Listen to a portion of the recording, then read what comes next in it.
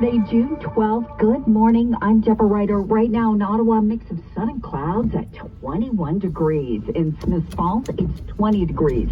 Here's what's making news in Ottawa and the Valley. Ottawa police are needing your help as they try to locate a driver involved in a hit and run. That driver apparently struck a pedestrian who was crossing a busy student-dominated crosswalk on Baseline Road near Navajo Drive. It happened around 11:30 last night, and police say a dark-colored vehicle struck the teenage pedestrian in the middle of the crosswalk. The driver then fled instead of stopping for help. The vehicle was last seen heading westbound on Baseline Road. Anyone with any further information are asked to call police. Collision investigations. Meanwhile, the funeral of 4 members of a Muslim family killed in what police call a hate crime will be held in London, Ontario this afternoon. The public's been invited to help celebrate the lives of Assal's family, but the funeral procession is set to begin at 1 this afternoon. Talat Assal, Salman Assal, Mahdiya Salman, and 15-year-old Yumna Salman all died last Sunday while out for a walk after a man in a truck drove them down.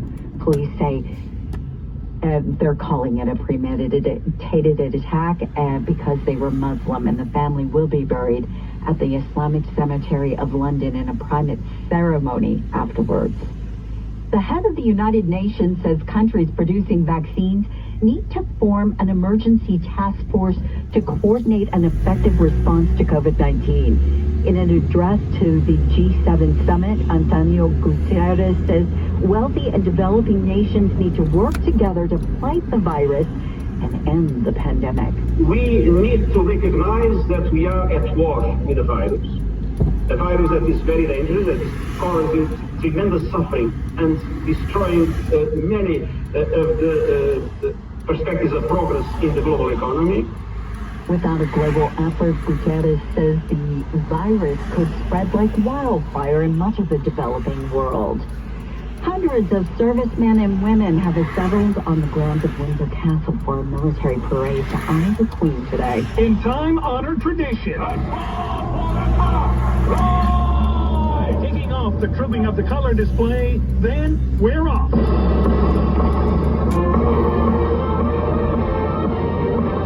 For the second year in a row, it's taken place in the quadrangle of Windsor Castle due to the COVID pandemic. On parade were soldiers from the Household Division. Colorful event also marks the start of the Queen's official birthday celebrations. The longest-serving monarch is 95. Tom Rivers, ABC News, London. Well, if you want to, break out your record player. It's time to buy some vinyl. Saturday is Record Store Day. Beastie Boys among acts re-releasing stuff and putting out new and rare re-releases, along with Elton John, Ariana Grande, Prince, the Rolling Stones, and so many more. It's the first of 2 Record Store Days this year, designed to get people into their local music retailers. The second Record Store Day is July 17th. City News Time 10:03. Today's high reaches 26 degrees. Tonight's low 13 degrees. And tomorrow's high 27. I'm Deborah Ryder for News Anytime. Follow us online at ottawa.citynews.ca. You're listening to a repeat broadcast. This is City News On 101.1 FM and 1310 AM. Talk back. Hello. on the Rob Snow Show. The phone lines are open at 613-750-1310. Now, the Rob Snow Show continues. I want to do a rapid poll here in this talkback hour. Keep score here. Got my scorecard here. Scorecard. Doug Ford is going to use the notwithstanding clause to keep spending limits in place for third parties, special interest groups, okay, for elections.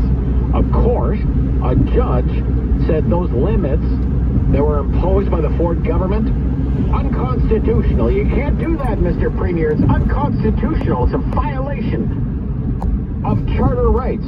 Toss them out. Toss them out, okay? So the Premier is going to use the notwithstanding clause in the Charter, Section 33, to keep them in place. Do you approve of this move? Approve or disapprove? Those are your choices right now. Approve or disapprove. The limits are $600,000 in the 12 months leading up to the election call, and then $100,000 during the writ period. Okay? Ruled unconstitutional by the court. So Premier Ford is going to use his majority in the legislature to override the court ruling.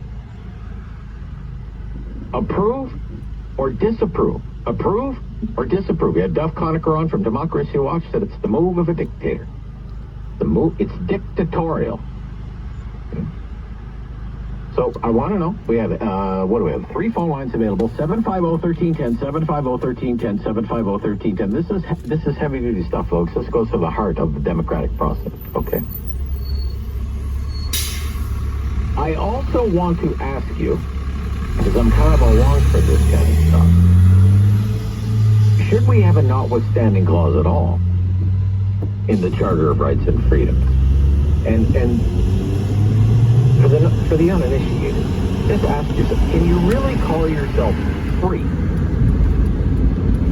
Because the Charter of Rights and Freedoms says we are free. We enjoy these fundamental freedoms, but can we really be free people if a government, I mean any government, of any political stripe, if a government can come along and invoke a clause that says, well, those rights don't apply in this particular case. Thoughts, please, on these very important issues. We're talking about attack ads. This is like a long-standing feud. It's like the Hatfields and the McCoys, the Ontario PC Party and the Working Families Coalition. David's got some of their greatest hits. The Working Families Coalition, they hate conservatives. Do you remember when the Conservative Party ignored the homeless, froze the minimum wage, canceled social programs, and downloaded services to municipalities? 4 years later, social assistance has been increased, and the minimum wage has been raised every year. There's even a new Ontario child benefit program to help kids. The Conservatives are hoping to turn back our program, and that's what's at stake in this election. Because conservatives are evil. They're evil. Yeah, so that a big question, right? Should well-funded special interest groups be able to spend unlimited amounts of money on advertising during election campaigns, or should there be a limit on that? That's another question, right? But should a Charter of Rights have a notwithstanding clause at all, or are rights full stop? I mean, all of these are important questions. They go to the very heart of the democratic system. Full and fair participation in a democracy. I know it's heavy-duty stuff on a Thursday morning, but we're all smart people. We can debate these heavy-duty issues. Boy, I'll tell you what, it really is a sight to behold watching the Democrats and liberals. They'll set their hair on fire and scream from the rooftops their outrage over this move by the Ford government to invoke the notwithstanding clause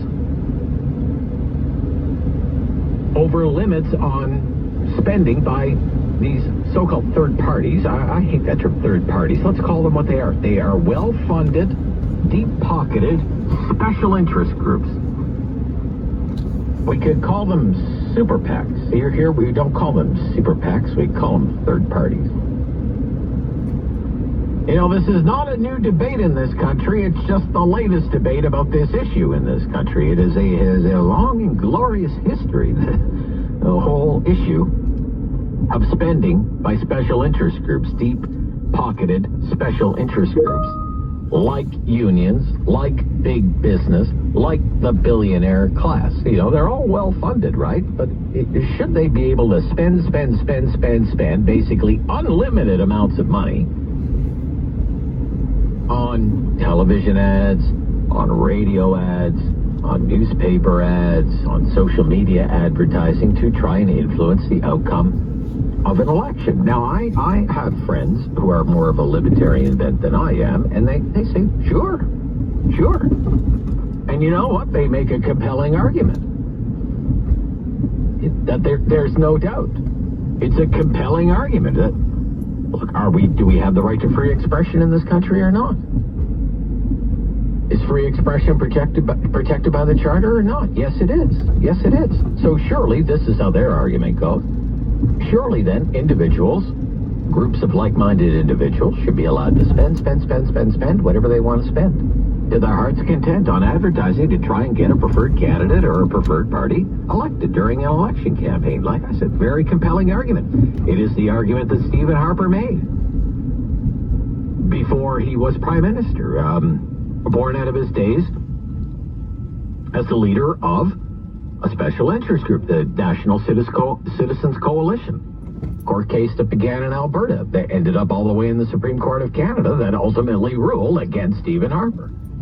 And Harper was arguing at the time the Elections Act, the Federal Elections Act in this country, and the spending limits imposed by the Election Act on special interest groups is a violation of the Charter right to free expression. The Supreme Court actually said, Mr. Harper, you know what? You're right, Mr. Harper.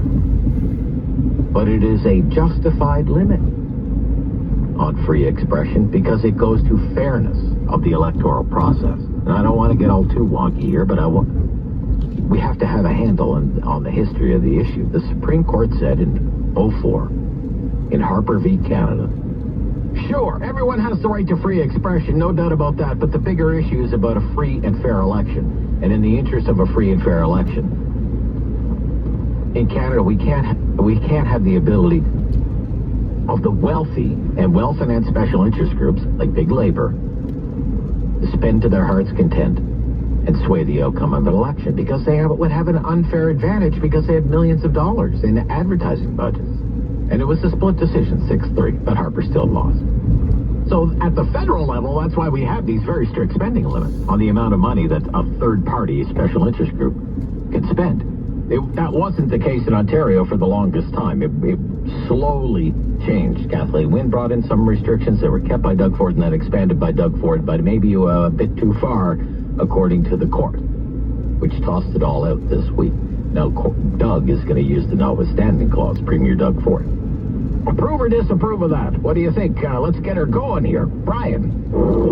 Hey, Ralph. Approve or disapprove, Brian? Oh, I approve. And You thank do? you for bringing up Harper, by the way. And that goes directly to your second question. On the notwithstanding clause, yeah.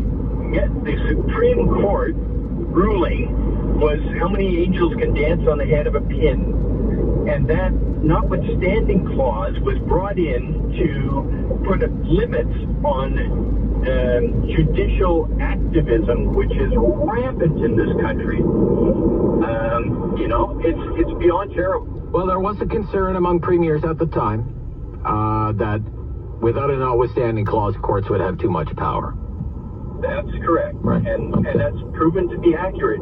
Who was it, John? The late Justice Anton Scalia said interpretation of the Constitution instead of what it says. He said that what they wanted to say instead of what it really said. And they interpreted somewhere in between.